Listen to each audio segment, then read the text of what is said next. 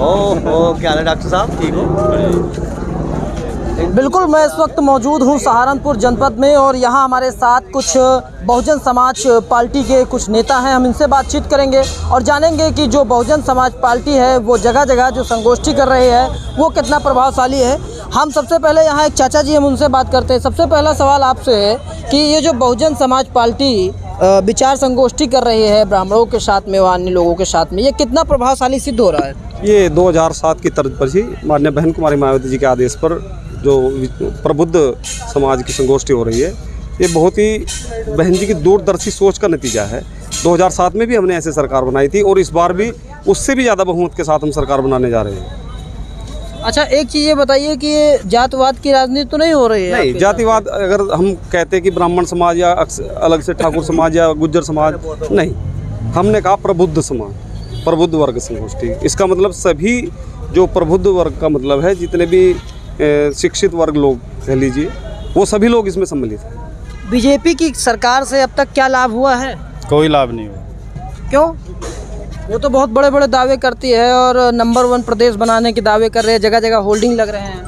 सिर्फ दिखावे के लिए है, बाकी जो बहुजन समाज पार्टी ने उत्तर प्रदेश में काम किया है, इससे बढ़कर कोई काम नहीं कर सकता। जो आज बहन कुमारी मायावती जी ने, क्या नाम आपने देखा होगा 2007 का, बहन कुमारी मायावती जी ने प्रशासन को चलाने के लिए बहुत अच्छे से काम किया है। कोई ऐसा काम नहीं हुआ जिससे क्या नाम किसी लोग गरीब तबके को या किसी को समाज को दिक्कत आई हो। सब सारे समाज को लेकर साथ चलने का काम किया है। तो अगर आज उत्तर प्रदेश में वो बहन कुमारी मायावती जी ने किया है, इससे बढ़कर कोई किसी को साथ लेकर चलने का नहीं काम करते हैं। अच्छा, ये जो सतीश चंद्र मिश्रा जी हैं, ये यहाँ पे आ रहे हैं आज सहारनपुर में, ये यहाँ पे संबोधित करेंगे, इससे आप क्या सीखने वाले हैं, क्या उम्मीद रखते हैं? मैंने अभी बताया कि 2007 का मॉडल जो है, उसी के आधार पर माननीय बहन जी, माननीय सतीश चंद्र मिश्रा जी को, जो हमारे बहुजन समाज पार्टी के राष्ट्रीय महासचिव, उनको लेकर के आगे चलने का कार्य कर रही है। 2006 में भी गागालेडी में हमारे माननीय सतीश चंद्र मिश्रा जी का बहुत अच्छा प्रोग्राम हुआ था और ब्राह्मण समाज ने शंख बजा करके माननीय सतीश चंद्र मिश्रा जी को एक विश्वास दिलाया था कि बहुजन समाज पार्टी जो है ब्राह्मण समाज को अपने साथ लेकर के चलने का कार्य करेगी।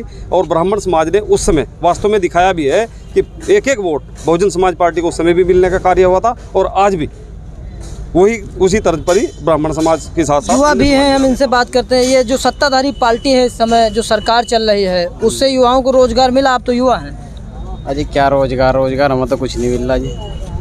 यहाँ पे तो कुछ भी रोजगार नहीं है जी, सब ऐसे ही है जी। यहाँ पे तो जो युवा हैं वो कह रहे हैं किसी को रोजगार नहीं मिल रहा, लेकिन सरकार कह रही है कि हम 5 लाख नौकरी निकाल दिए, 10 लाख नौकरी निकाल दिए। क्या कहेंगे चाचा? ये तो इनका फ्रॉडी काम है सब। सरकार का ज़मीन पर कोई काम नहीं है इनका, सिर्फ कागज में काम है, ज़मीन पर कोई काम नहीं है। सिर्फ लोगों को बहकाते हैं, कोई रोजगार नहीं है, कुछ नहीं है, सब भूखे मर रही दुनिया। किसान जो है प्रदर्शन कर रहा है बॉर्डरों पे और उनकी अभी तक समस्याएं निस्तारित नहीं हो रही। इसके बाद जो है किसानों को खालिस्तानी आतंकवादी बताया जाता है।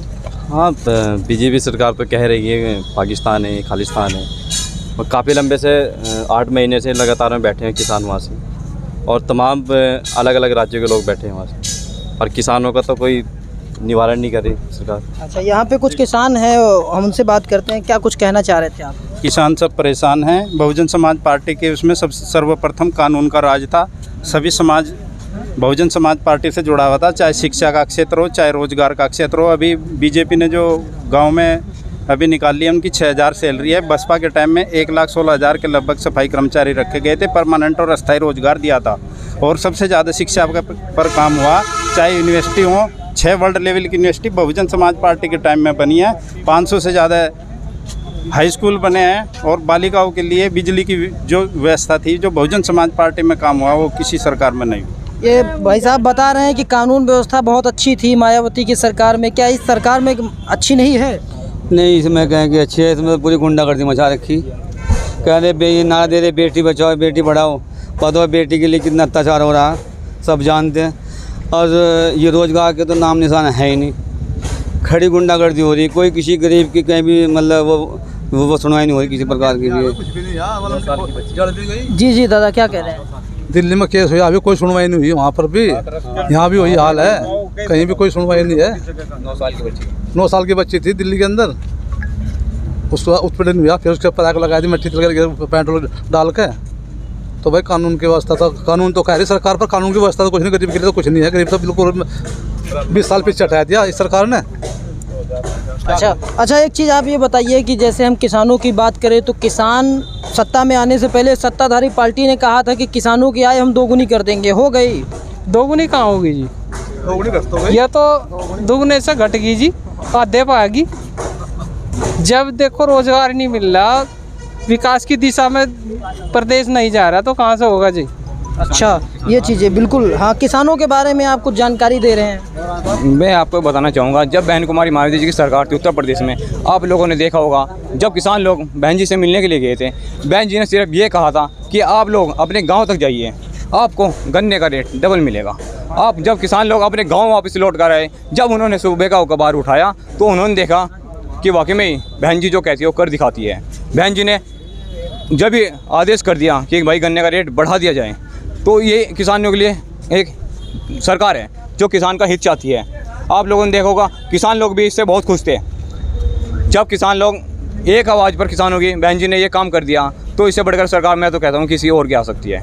तो बिल्कुल आप देख सकते हैं कि यहाँ के जो लोग हैं वो ये बात कह रहे हैं कि इससे अच्छी सरकार हो ही नहीं सकती। फिलहाल हम छोटा सा इनसे भी उत्तर लेते हैं, क्या कहना चाह रहे हैं? मैं ब्राह्मण समाज के बारे में बताना चाहता हूँ, क्योंकि जब से भारतीय जनता पार्टी की सरकार बनी है तब से ब्राह्मण समाज के 481 तो मर्डर हुए हैं। 2925 लोग ब्राह्मण समाज के जेलों के अंदर डाल दिए गए और 3800 व्यापारियों के यहाँ पर छापा लगा है। बिल्कुल, ये यहाँ पे डाटा रखे हुए, लाइए दिखाते, एक बार ये दिखा मेरा दीजिए। डाटा, मेरा पर्सनल है। मतलब कंफर्म है ना? जी जी, इसको आप चेक कर लीजिए, हर जगह वो होगा, मिलेगा आपको। बिल्कुल आप देख सकते हैं कि यहाँ पे मतलब पूरी तरीके से बता रहे हैं कि इतने इतने लोग खत्म हो गए, इतने इतने लोगों से अत्याचार हुआ। और रही बात दूसरी, जब से भारतीय जनता पार्टी की सरकार बनी है, आप सहारनपुर को चेक कर लीजिए। अगर यहाँ पर 6 बार माननीय मुख्यमंत्री जी यहाँ पर योगी जी आए हैं, कोई भी घोषणा अगर यहाँ के लिए करके गए हों, उसका प्रचार करने का काम करें वो, अगर हमने ये किया। और माननीय बहन जी के शासनकाल में ये माननीय बहन जी का अपना जिला है, जिला सहारनपुर। यहाँ पर इतना कार्य हुआ, विकास कार्य, जिसके बारे में लिखने में और बताने में भी लगभग 1 घंटा लग जाएगा। यहाँ पे एक चचा भी, हम इनसे बात करते हैं। चचा, अरे सुनिए, यहाँ की सड़कें उड़कें कैसी हैं? सड़कों का तो जो बुरा हाल है इस टाइम, कुल मिला के सड़कों का तो बुरा ही हाल है। मतलब पूरी तरीके से बेकार है सड़कें। हाँ, मतलब जहाँ भी यहीं रहते हो? जी, बस सरसावा रहते हैं। अच्छा, सड़कें उड़कें कैसी है वहाँ? सड़कें मतलब गड्ढे बहुत ख़राब है जी, कंडम है गति की सड़कें। कहते थे कि 15 जून तक जो है हम गड्ढा मुक्त कर देंगे सड़कें, वो तो गड्ढा युक्त हो गए। क्यों, हम भी देख रहे हैं गड्ढा मुक्त का हो रही सड़कें तो झुकी तो बड़ी, बरसात में बहुत बुरा हाल है लोगों का। तो बिल्कुल आप देख सकते हैं कि यहाँ हम लोगों से बातचीत की और लोगों ने बताया कि जो सड़कें हैं वो गड्ढा मुक्त नहीं हो पाई हैं, गड्ढा युक्त हैं। इसके अलावा और भी बहुत से बातें जो है यहाँ के लोगों ने बताया। फिलहाल ऐसी और तमाम खबरें देखने के लिए बने रहिए मेरे साथ, देखते रहिए न्यूज़ 9 नेटवर्क। मैं हूँ सरवन चौहान, कैमरा पर्सन आशीष मिश्रा के साथ।